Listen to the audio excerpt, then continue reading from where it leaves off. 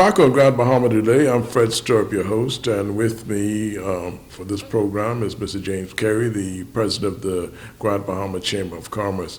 James, recently the Prime Minister, in his budget debate presentation, has some interesting things to say about Grand Bahama, and I must tell you, I thought they were very, very nice, and they're very encouraging for the island of Grand Bahama as it pertains to our economy.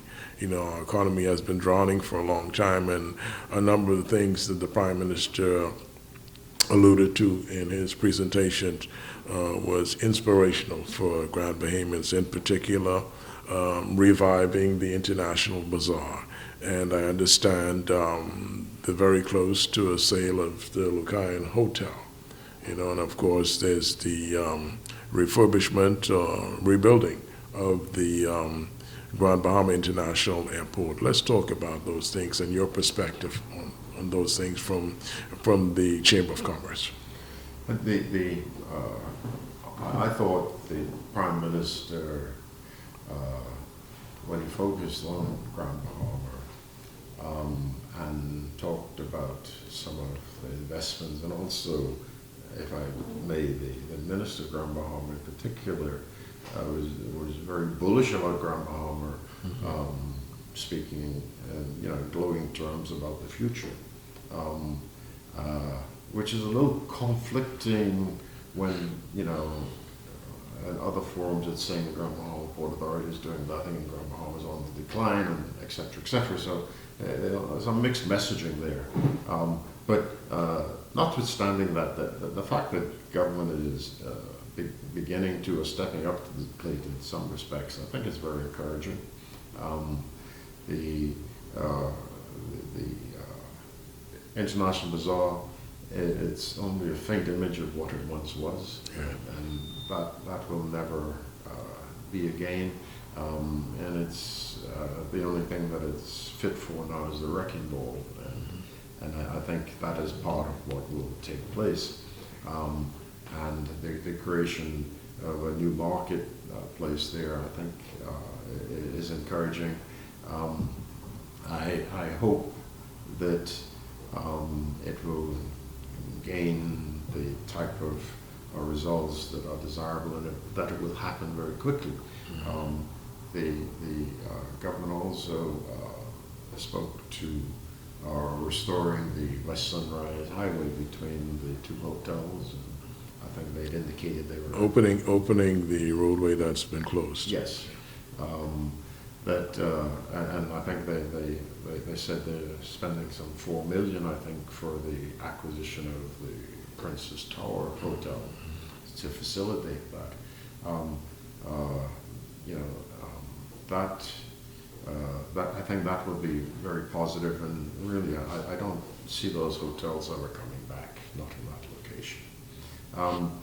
The government has for a number of years had its hands full with the Grand Lucayan, and there's every indication that it's going to be sold. The minister, Deputy Prime Minister, even though the Prime Minister made those comments, is still reinforced that he will not say anything until he has cash in the bank.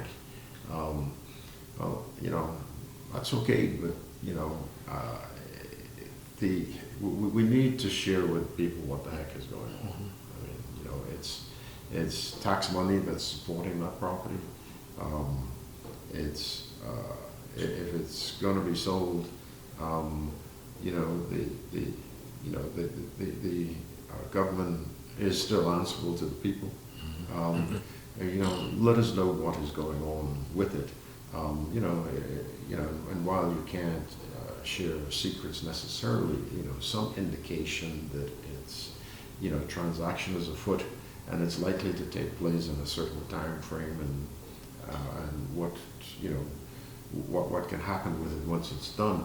I think it's a critical step towards restoring some confidence. That's really a first step. We need a lot more hotel rooms than that. But it'll be great to see that hotel return to the glory that it once had. We, you mentioned the airport. Well,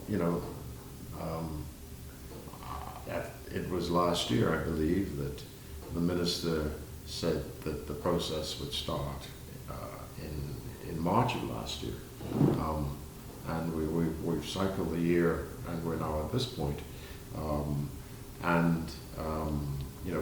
We're still talking about demolition. There was talk about a relationship with the Manchester Airport Authority. Nothing much is being said in that regard right now. So we wonder what will happen. What's the PPP that's going to evolve regarding the airport. To sustain, we do need the airlift, I note it's increasingly difficult to get a seat out of Grand Bahama, and I suspect airline seat, and I suspect equally difficult to get a seat into Grand Bahama. We don't have the best possible facility. If you were to compare it to some of the other locations in the Bahamas, I guess we're not too bad, but we pride ourselves on being a city, and we need the type of airport that's welcoming to those who come and see us. So that without a doubt needs to get going, and hand in hand, the touristic product can only grow with our airport, and as a start, the Grand Lucayan coming back into being. James, it's been a real pleasure having you. I think the audience certainly would be happy to hear what you've had to say. I thought you were enlightening, and had a lot of meaningful, you took a meaningful position in certain areas, and that is the voice of the Grand Bahama Chamber of Commerce.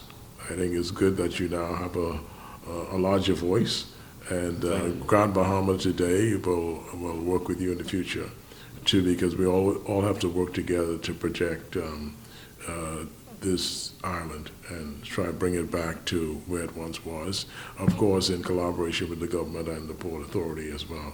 James, thank you so much for being here on the show. Thank you for having me, and I hope the next time we can get together, I can talk more positively about the developments that are actually taking place in Freeport and Grand Bahama. Well, be encouraged. I really feel that the government will set out to do what it has said it would do in terms of the International Bazaar and the hotel and the airport. I mean, I have to feel that way. I have to feel encouraging. And some of the things they said, it's very encouraging for me. Yes. So I believe we're on the move in Grand Bahama. And I believe the Port Authority will do what it's set out to do as well. I do believe that as well. Yeah. This has been Grand Bahama Today. I'm your host, Fred Sturb. I want to thank my audience. Good evening.